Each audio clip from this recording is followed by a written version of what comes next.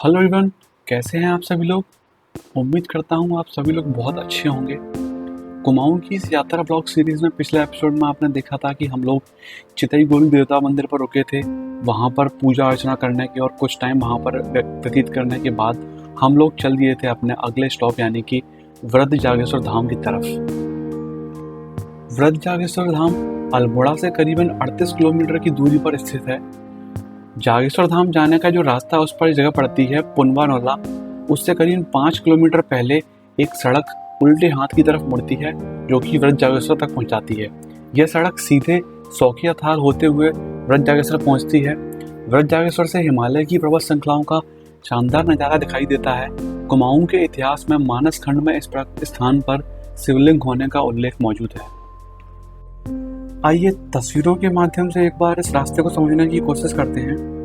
अल्मोड़ा से जब आप जागेश्वर धाम या कौसानी की तरफ आगे बढ़ेंगे तो जागेश्वर धाम से 7 किलोमीटर पहले एक तिराहा पड़ेगा जहां पर काफ़ी सारे साइन बोर्ड लगे हुए हैं। इस तिराहे से जो उल्टे हाथ की तरफ रोड जाता है वो जाता है वृद्ध जागेश्वर की तरफ। इस तिराहे से वृद्ध जागेश्वर की दूरी कुछ 8 किलोमीटर के आसपास है और रास्ता काफ़ी हद तक कच्चा है। एक बार इन स्लाइड्स को देखिए। इन स्लाइड्स को देखकर आपको यहाँ तक पहुँचने का रास्ता बहुत ही आसानी से समझ में आ जाएगा। जागेश्वर धाम जो कि काफ़ी गहराई में जाकर स्थित है, उसके जस्ट विपरीत वृद्ध जागेश्वर जो कि काफ़ी ऊंचाई पर स्थित है। ऊंचाई पर होने की वजह से मौसम अगर साफ़ हो तो यहाँ से हिमालय का 360 व्यू बहुत ही प्यारा दिखाई देता है।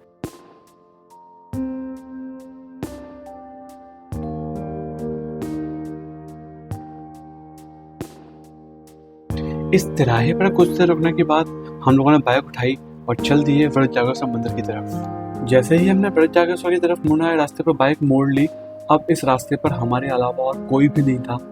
ये रास्ता वैसे तो कच्चा है था मगर काफ़ी खूबसूरत था और इसकी खूबसूरती को बढ़ा रहे थे इस रास्ते पर मिलने वाले बुरांस के पेड़ जो कि फूलों से लदे हुए थे। अभी वृद्ध जागेश्वर मंदिर करीब 1 आध किलोमीटर और बचा था। वहीं पर हमें एक मंदिर दिखाई दिया। इस मंदिर पर कुछ पूजा अर्चना हो रही थी। कुल मिलाकर माहौल बड़ा ही पॉजिटिव था, तो हमने अपने आप को आगे बढ़ने से रोका और वहीं बाइक पार्क की और सबसे पहले डिसाइड किया कि पहले इस मंदिर पर चलकर इसके दर्शन करेंगे, इसके बाद ही हम आगे बढ़ेंगे। आप भी महसूस करिए यहाँ का पॉजिटिव माहौल।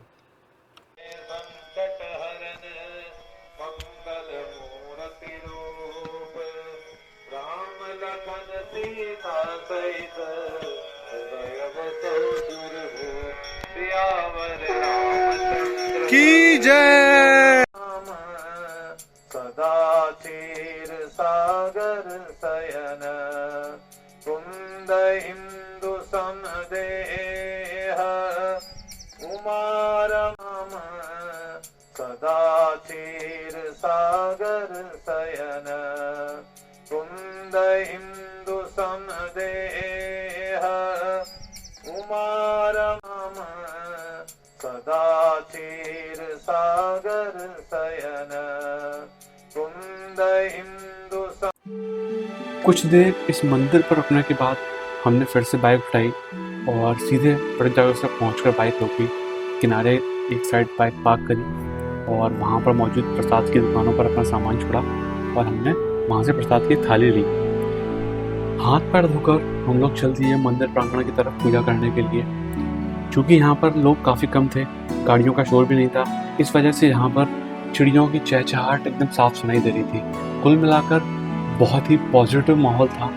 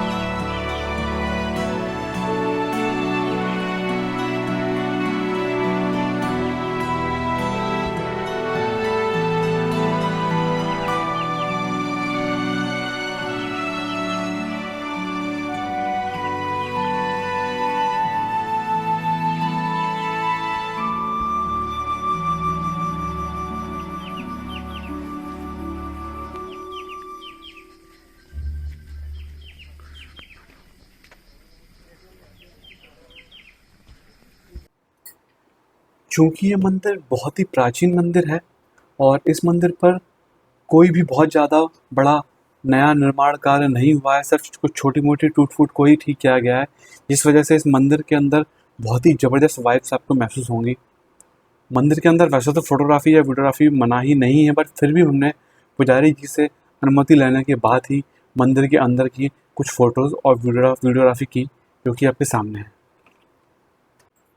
मंदिर के अंदर का माहौल बड़ा ही गज़ब था।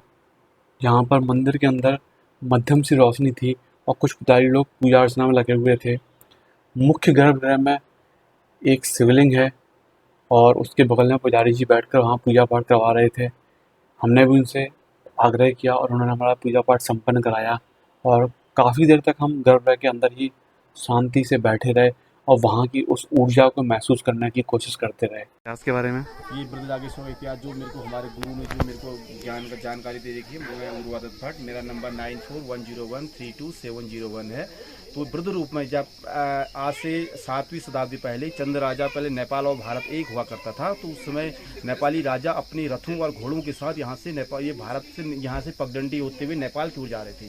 तो नेपाल की ओर जा रहे थे तो यहाँ पर एक शिव जी, एक वृद्ध रूप में, एक पिता रूप में वहाँ पर एक यहाँ तपस्या कर रहे थे। तो उन्होंने बोला कि इतनी तपस्या क्यों कर रहे हो, इतनी ठंड में आप क्यों कर तपस्या कर रहे हैं? तो उन्होंने बोला कि क्या नाम कहते हैं, मैं बाबा की और उसकी शिवलिंग की तपस्या कर रहा हूँ, यहाँ पर शिवलिंग है। तो उन्होंने बोला कि यदि आप शिवलिंग है तो साक्षात शिवलिंग, तो आप तो वृद्ध रूप में आप तो इसकी नींव को तो रख नहीं सकते हैं, तो राजा है। तो उन्होंने बोला कि मैं इसकी करूँगा, आप यदि मेरी मनोकामना पूर्ण होगी, मैं अपने घोड़ों से रथों के साथ, मेरी संतान नहीं है, बच्चे हो जाएंगे, मेरे सब मन्नत कामना पूर्ण हो जाएगी, तो मैं इसका मंदिर का उद्धार करूँगा।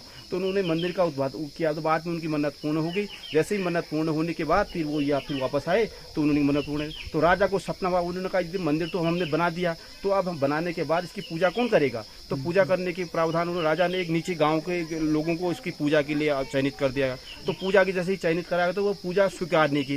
राजा को फिर सपना हुआ, तो भगवान शिव रूप में इन्होंने फिर रात को सपना दिया। उन्होंने कहा उत्तर भारत से, दक्षिण भारत से तो भट लोग लाए गए, हमारे जो पूर्वज हैं वो दक्षिण भारत से आए हुए हैं। तो दक्षिण भारत से उन्होंने हमको क्या नाम का बुलाया गया, हमारे जो पूर्वज है, तो उसी की पूजा यहाँ पर स्वीकृत की जाएगी। तो बाबा से वहाँ से पूजा उन्होंने स्वीकृत की। तो ऐसी ये परंपरा चली आ रही है। और जो भी यहाँ पर भगत आता है, बहुत दूर दूर से भगत आता है, उसे यहाँ पर तो मन्नत हमेशा पूर्ण होती है। घर परिवार में शांति से, घर में यदि धन लक्ष्मी खूब है, घर में आदमी के बाद लड़ाई झगड़ा, रोग, राग द्वेष, ग्रहों की शांति अशांति होती है, तो बाबा के दरबार में शांति होने के लिए इतनी दूर से यहाँ पर आते हैं और बाबा से उन्हें उनके घर परिवार में सुख शांति बनाए रखे, समृद्ध कार्यवाह करने की बाबा की कृपा मिल जाती है।